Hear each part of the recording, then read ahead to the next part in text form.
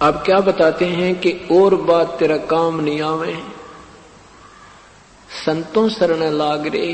किसी भी संत को देखो, ये आदरणीय श्री नित्यानंद जी महाराज ये वैष्णव उपासक थे, विष्णु जी के साधक थे और इनके गुमानी दास नाम के इनके शिष्य थे और गुरुदेव थे। और गुमानी दास जी चरण दास जी महाराज दिल्ली में हुए हैं, उस परंपरा से थे।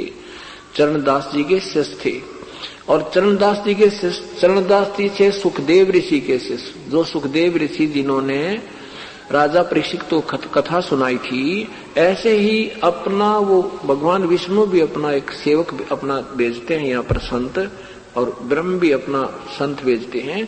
ऐसे उस विष्णु जी के यो हंस आया था चरणदास जी, और पूरे संत बिना वो मार्ग चले नहीं, पूरे संत बिना अधिकारी बिना यो भक्ति मार्ग कभी नहीं चलेगा। ये तो ड्रामा बाजी हो रहा अपने साथ, जब तक हमें ज्ञान नहीं। ये कोई नकली या फिर कोई बनाता लाइसेंस, ड्राइविंग लाइसेंस बेशक उसाई बना देगा ऐसा ही, पर वो चला नहींगा जब उसकी आवश्यकता पड़ेगी। तो ये अवर्तमान में जितने भी पंथ हैं ये सारे मनमुखी चला रहे हैं अपनी। राधा स्वामी पंथ के शिवदयाल नामक महापुरुष हुए, उनका कोई गुरु को ना, नुगरा पंथ शुरू हो गया बिना गुरु के। तो ऐसे ही फिर आगे अपने मनमुखी, जैसे सावण सिंह जी से अलग होगी 3 शाखाएं, एक तो वहां व्यास में रहेगी, एक धन सतगुरु श्री बलोचिस्तानी शाह मस्ताना मनमुखी साधना शुरू करवा दी, कोई आदेश नहीं उनका। वैसे तो ये सारा ही व्यर्थ था, फिर भी उस तरीके से जैसे ये भी आड़ अड़ाते हैं ना, भी ऐसे परंपरागत संत होना चाहिए, उसका नाम लेना चाहिए, ये आप पर फेल हो रहे हैं। और फिर एक कृपाल सिंह जी ने यहाँ महाराज ने यहाँ दिल्ली में चालू कर दिया मनमुखी, क्योंकि सावण सिंह जी ने चरण सिंह जी को गद्दी बैठा दिया और चरण सिंह जी से ये खिलाफ हो गए, ने नारा ढूंढवा जोड़ दिया, उसने अपना नारा जोड़ दिया, ये अधिकारी मानने थे अपने आप को गद्दी का। तो ऐसे फिर उनसे अलग हो गए। सिरसा वाले से एक उसमें उसको गद्दी ना मिली, जगमालवाड़ी में चमटा गाड़ दिया। ऐसे ही कृपाल सिंह जी ने किसी उसको अपना पोता बैठा दिया वहां पे, और उसने क्या पोता या अपना पुत्र ऐसा मुझे पूरा याद नहीं, अपना दूसरा शिष्य बना दिया ये दर्शन सिंह जी। दर्शन सिंह से द्वेष करके ठाकुर सिंह जी ने न्यारा चमटा गाड़ दिया और जय गुरुदेव ने मथुरा में जा गाड़ा। उनको वो परंपरागत भी अधिकार को ना। तो ऐसे ये समझना हमने, अगर परीक्षित राजा को सुखदेव की क्या आवश्यकता थी बुलाने की, ये ऋषि दे सकते थे ना, वो अधिकारी नहीं थे और वो उन्होंने ये खिलवाड़ नहीं किया उसके जीवन के साथ। ऐसे चरण सिंह जी को स्वयं फिर वही सुखदेव ऋषि आकर विष्णु जी के भेजे हुए, और सुखदेव ऋषि चरण सिंह जी को नाम देने का आदेश देकर गए थे। और उस चरण सिंह जी की परंपरा से गुमानी दास जी, गुमानी दास के शिष्य नित्यानंद जी हुए। अब देखो ये खेल का मैदान है, खेल के मैदान में कोई जिला स्तर पर खेलता है वो भी नियम ऐसे ही है, और कोई नेशनल स्तर पर स्टेट लेवल पर खेलता है वो भी नियम ऐसे ही बताएगा, और जो नेशनल स्तर पर या फिर इंटरनेशनल स्तर पर उनके नियम एक जैसे होते। तो ऐसे ये बेशक विष्णु उपासक थे और विष्णु जी के लोक को अंतिम मानते थे। उसको इन्होंने सुख सागर कहा है। बेगमपुर चल बेगमपुर बागरे, बेगम जहां कोई गम नहीं, इन्होंने विष्णु लोक को बेगमपुर मान रखा है। अब केवल हमने ये गाइडलाइन देनी है कि ये सही कह रहे हैं, लेकिन इनका उद्देश्य, इनका टारगेट दूसरे स्थान का है।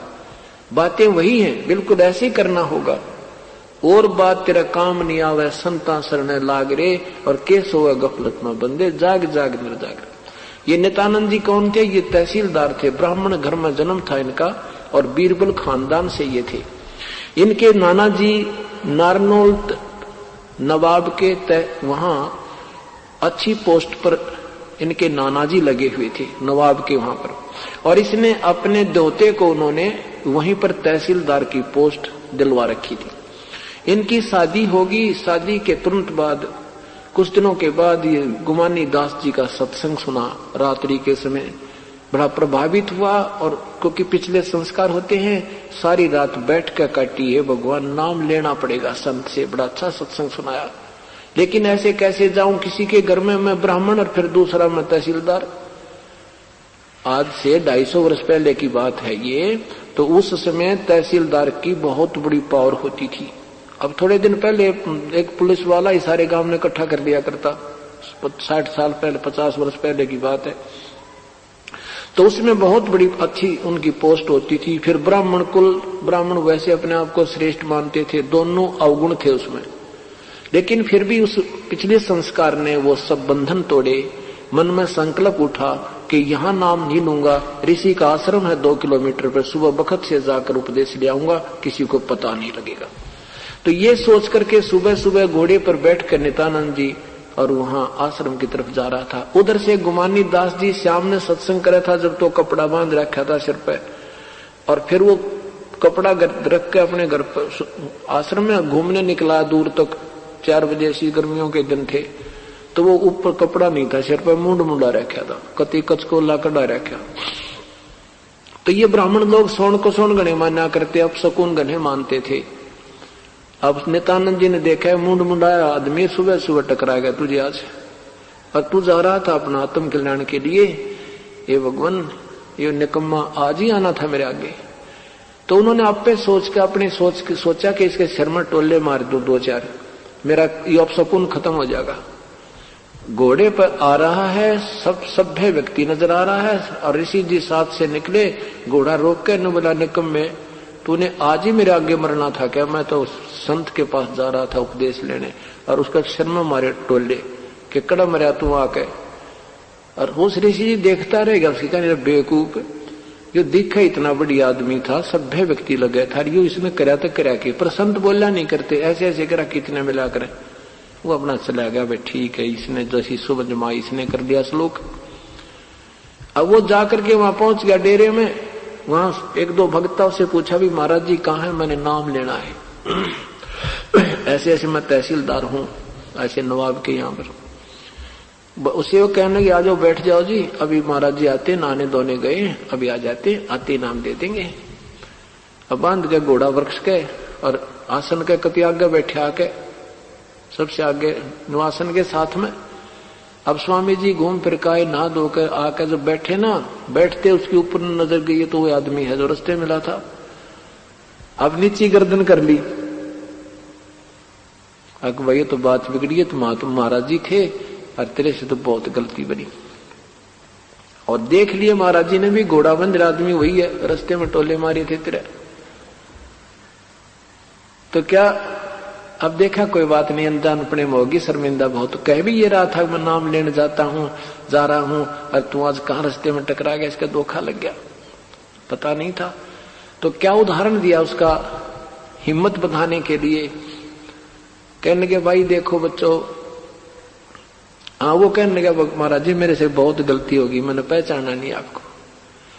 महाराज जी बोले भाई कोई बात नहीं, हम एक मटका लेने जाते हैं, गढ़ा कुमार कहते हैं, 2 अन्य का, और 20 पे बजा के देखा।